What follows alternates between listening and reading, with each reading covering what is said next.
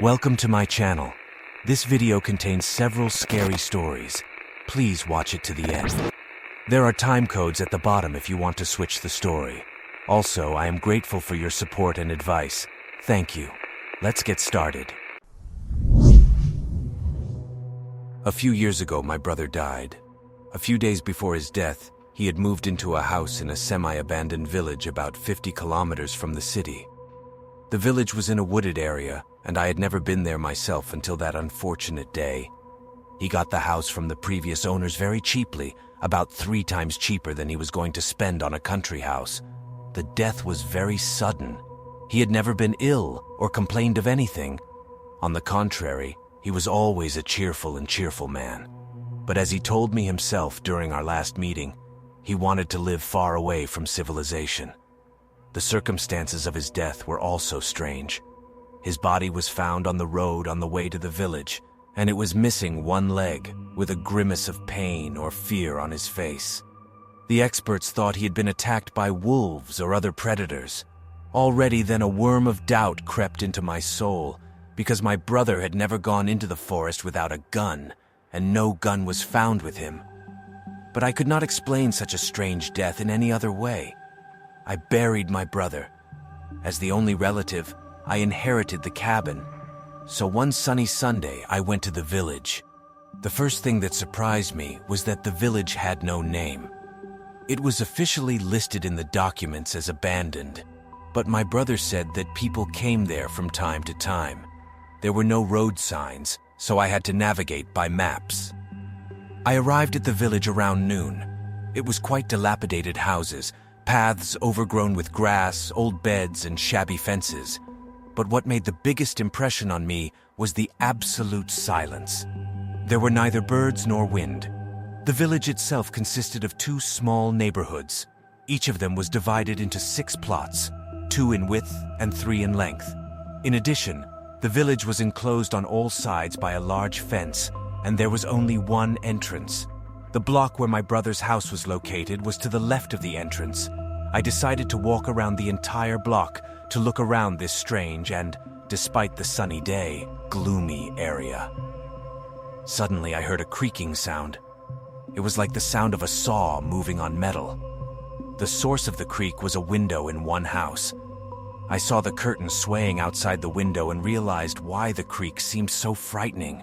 Other than my own footsteps and the rustling of the grass, it was the only sound in the place at all. I got a strange feeling, as if someone was watching me. After a short walk, I decided to check out my brother's house. It was 2 stories high. On the first floor, right after the entrance and the hallway, was the kitchen.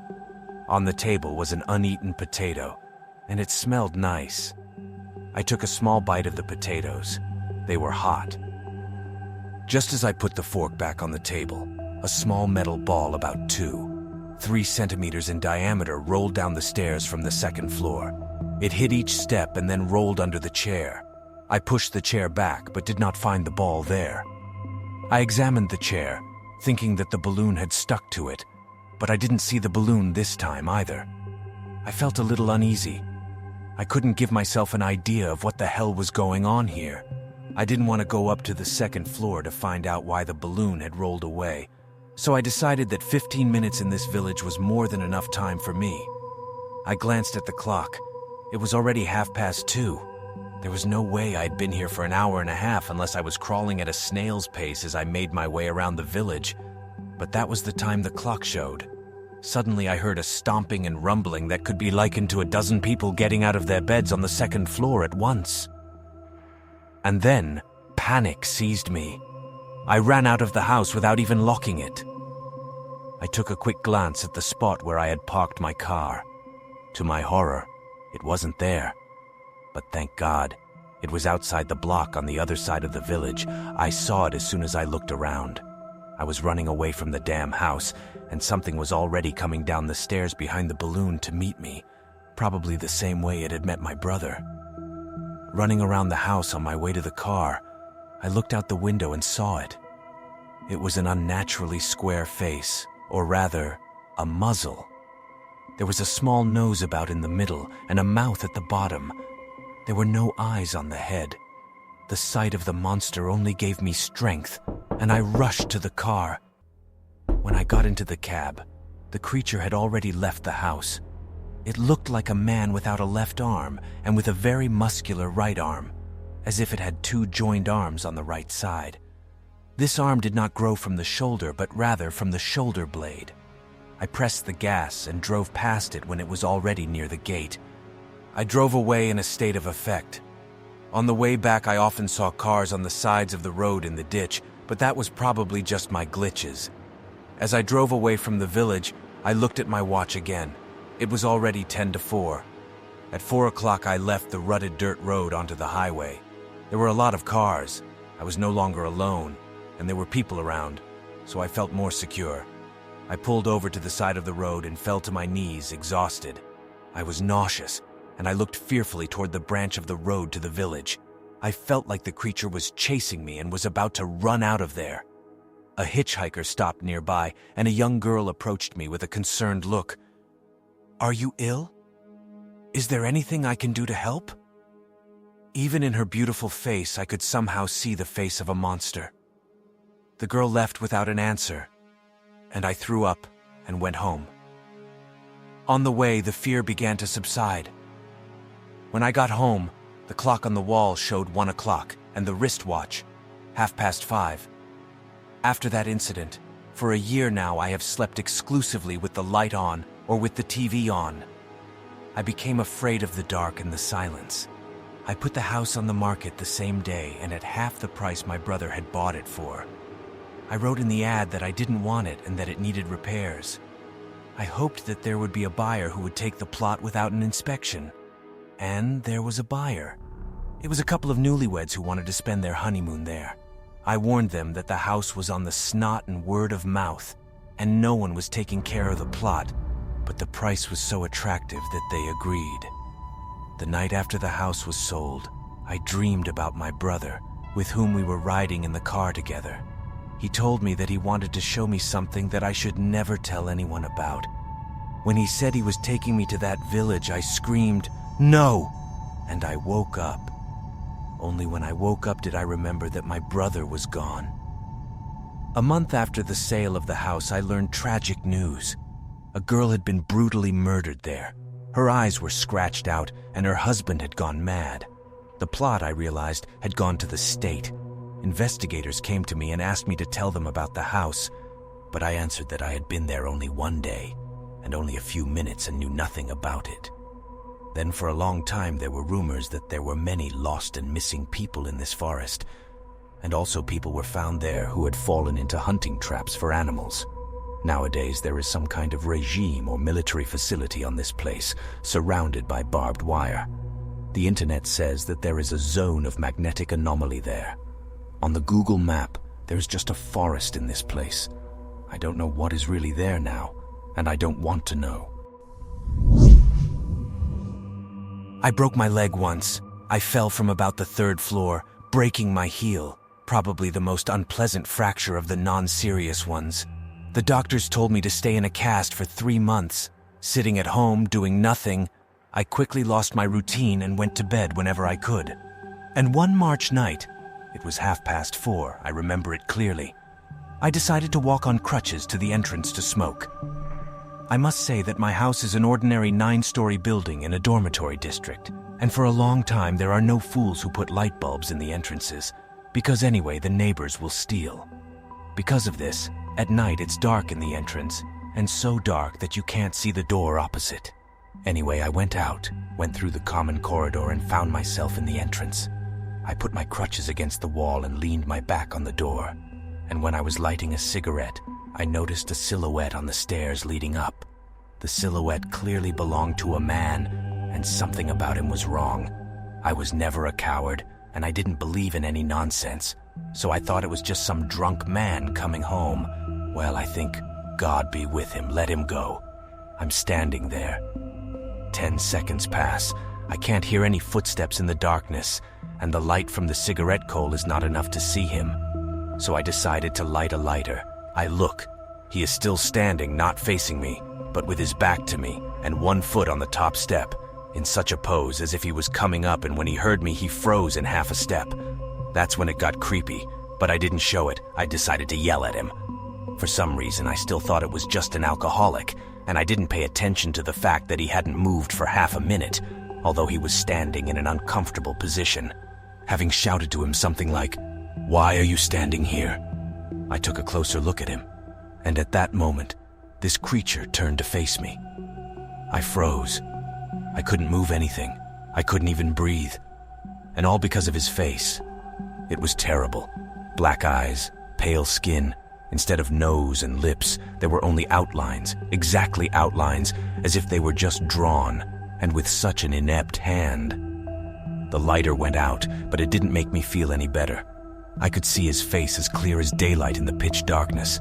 I couldn't see anything, neither his figure, nor the stairs, nor the elevator, only every little detail of his face. My cigarette-burned hand brought me out of my stupor, but I was still afraid to move, standing there realizing that if I moved, something very bad would happen. Then he turned his whole body towards me, and naturally I couldn't stand it. Without crutches, with a plastered leg, I jumped on one leg to the door to my apartment in a second, slammed it shut, and huddled in the farthest corner of the corridor.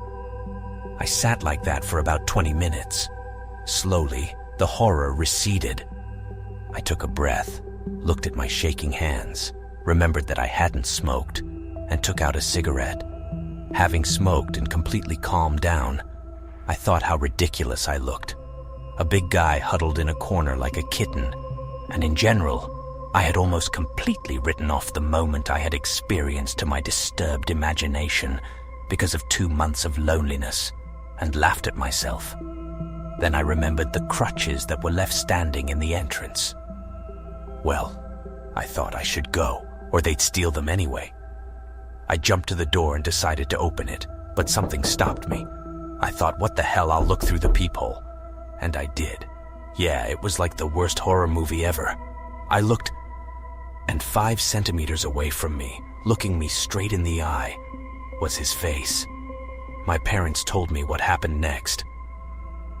They were awakened by a phone call at 5:30 in the morning. From the receiver was heard my hysterical voice, saying a complete gibberish. My father abruptly snapped to me. On the way, he called the police officers, saying I had been attacked. When they arrived, the door was locked. My father opened it with his key. In the hallway, there were clothes off the coat rack and my cast, somehow removed from my leg. My phone was smashed to pieces, and my cell phone too. I was found completely insane in the corner of the bathroom. They gave me water and sent me to the hospital for a drug test. Naturally, they found nothing and decided to diagnose me with schizophrenia, but my father intervened.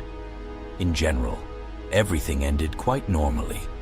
Since then, I am afraid, and every time I leave the bright and noisy elevator in the dead silence of the dark entrance, waiting for the appearance of scary, completely black eyes.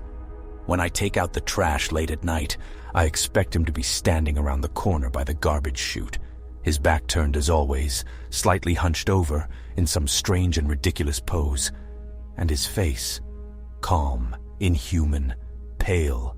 I don't know who it was. I have no idea if it was a person. I only know one thing.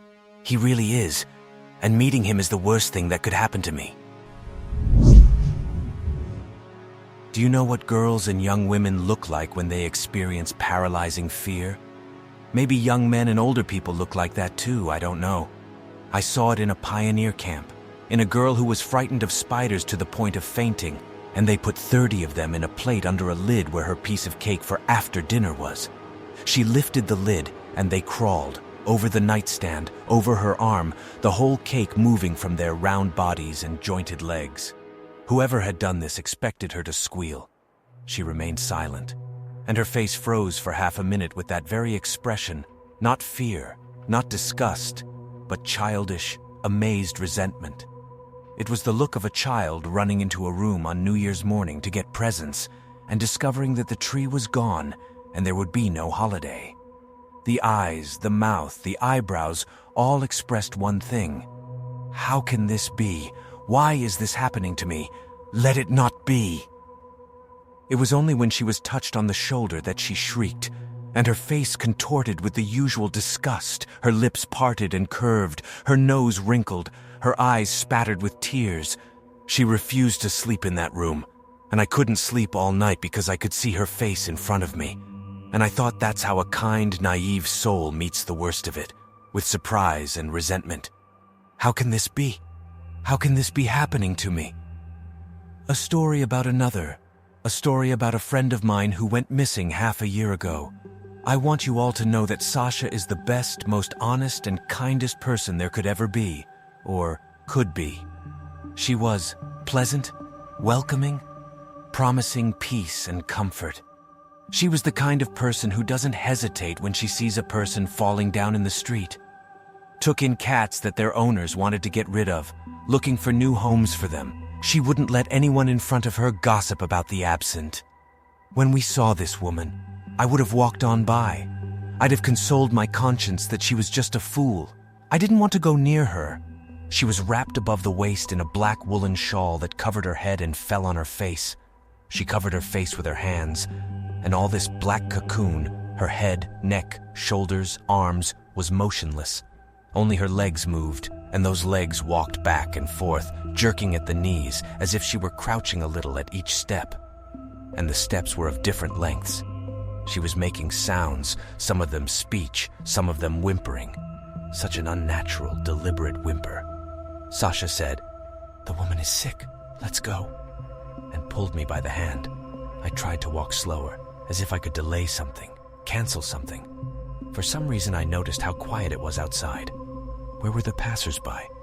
But up close she looked human, and through her whimpering the words don't look at me became clear. She dodged our gazes, turning away with her whole body, leaning down. Again it seemed to me that her upper part was like a fixed attachment over ordinary human legs, in rather fashionable, not old lady pants. It only bent at the waist and below. Sasha was already questioning her about what had happened, putting her hand on her black shoulder. I made an effort, and pushing the dry lump in my throat, supported my friend. Should we call the police? At that moment, the woman half-turned, and I saw the corner of her painted mouth protruding from the edge of her palm. So her mouth was wider than both of her palms, or were those not lips? I thought I was going to vomit, or even pee my pants, so nauseous and weak. Disgusted. I forced myself to take a small step, then another. I wanted to reach for Sasha, grab her and drag her away, but she was determined to help this monster. The woman kept wailing, don't look, just don't look at my face, no." She turned around and walked away from us, crouching down. Sasha ran in front of her and forcefully pulled her hands apart. And that's when I saw that exact same expression for the second time in my life. Sasha's eyes flew open, her eyebrows raised in a house, as if she wanted to ask, why? Why did I get this? But it wasn't just surprise. What she saw in that moment was so disgusting and terrifying that it simply couldn't exist. I would have given anything in that moment to have someone else around so I wouldn't have to go to Sasha, to take her away from this sight, to share the nightmare with her. But she stood there with a frozen, hurt face, and she needed me.